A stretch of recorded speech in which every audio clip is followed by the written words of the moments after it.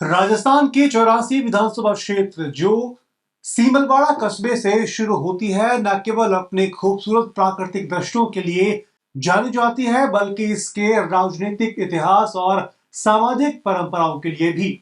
यह क्षेत्र एक अद्भुत सफर का गवाह है, जहां आदिवासी संस्कृति और आधुनिक राजनीति की परस्पर जुड़ाव की कहानी छुपी हुई है। राजनीति के इस रंगीन सफर में 84 की सीमाएं गुजरात से सटी हुई हैं, जहां चिकित्सा, व्यापार और रोजगार की बेहतर सुविधाएं हैं। यहाँ के लोग अपनी जरूरतों को पूरा करने के लिए अक्सर गुजरात का रुख करते हैं। लेकिन क्या सिर्फ भौगोलिक सीमाएं ही इस क्षेत्र की परिभाषित करती हैं, या यहाँ की समृद्ध आदिवासी खेती बाड़ी और जातिगत समीकरण भी इस तस्वीर का हिस्सा हैं? 84 विधानसभा की कहानी केवल चुनावों की हार जीत तक सीमित नहीं है।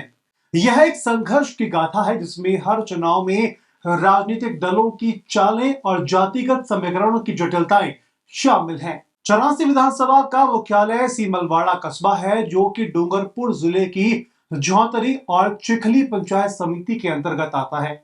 यह विधानसभा क्षेत्र गुजरात राज्य के अरवल्ली जिले की सीमा से जुड़ा है, जहां चिकित्सा सुविधाएं अधिक विकसित हैं, जिस कारण क्षेत्र के लोग अक्सर इलाज और रोजगार के लिए गुजरात की ओर पलायन करते हैं। 84 विधानसभा क्षेत्र में बड़े पैमाने पर आदिवासी खेती बाड़ी का कार्य होता है, लेकिन यहाँ कोई बड़ी औद्योगिक इकाई नहीं है।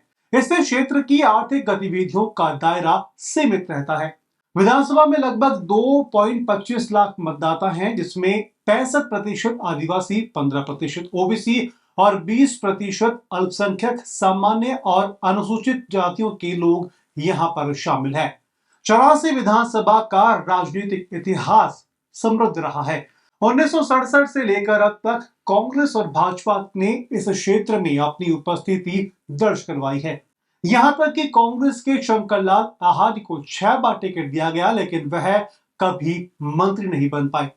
वहीं भाजपा के जीवराम कटारा और उनके पुत्र सुशील कटारा ने इस क्षेत्र से मंत्री पद तक आसीन होने का गौरव प्राप्त किया।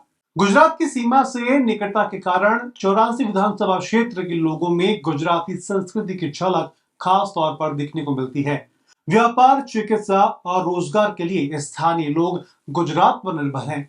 इसके अलावा यहाँ की शिक्षा के क्षेत्र में आदिवासी बालिका कालीबाई और उनके शिक्षक नाना भाई का बलिदान यहाँ पर पूरी तरह से अमिट है। 2018 के विधानसभा चुनाव में भारतीय ट्राइबल पार्टी यानी कि बीटीपी ने पहली बार 84 सीट पर अपना प्रभाव डाला, और जब राजकुमार रोत ने भाजपा के सुशील कटारा को हरा करके वो विधायक बने, तो उनके विधायक बनने के बाद उन्होंने अल्पमत वाली गहलोत सरकार का समर्थन किया। हालांकि 2020 में काकरी डोंगरी हिंसा के बाद उनकी राजनीतिक यात्रा में उथल पुथल हुई। वर्तमान में वह बीटीपी से अलग होकर के आदिवासी समुदाय के साथ फिर से राजनीति कर रहे हैं और भारतीय आदिवासी पार्टी यानी कि बीएपी का गठन करने की योजना बना रहे हैं। सीमलवाड़ा पंचायत समिति के चुनावों में बीटीपी प्रत्याशी को हराने के लिए बीजेपी और कांग्रेस का अप्रत्याशित गठबंधन चर्चा का विषय बना था। यह संकेत करते हैं कि 84 विधानसभा क्षेत्र की राजनीति में बदलाव के लिए तैयार है, जिससे जातिगत समीकरण और सामाजिक सहयोग की महत्वपूर्ण भूमिका को काफी बल मिल सकता है। 84 विधानसभा क्षेत्र अपनी अद्वितीय राजनीतिक इतिहास और सामाजिक संरचना के साथ में एक महत्वपूर्ण उदाहरण है कि कैसे स्थानीय समस्याएं और जातिगत समीकरण एक दूसरे के साथ जुड़े होते हैं। और भविष्य में यह देखना दिलचस्प होगा कि इस क्षेत्र की राजनीति किस दिशा में आगे बढ़ती है, खासकर जब स्थानीय नेता एक राजनीतिक दृष्टिकोण के साथ सामने आएंगे। आपको क्या लगता है कि 84 सीट के बारे में? कमेंट बॉक्स में कमेंट करके हमें जरूर बताएं। वीडियो को लाइक करें, शेयर करें और चैनल को सब्सक्राइब जरूर करें।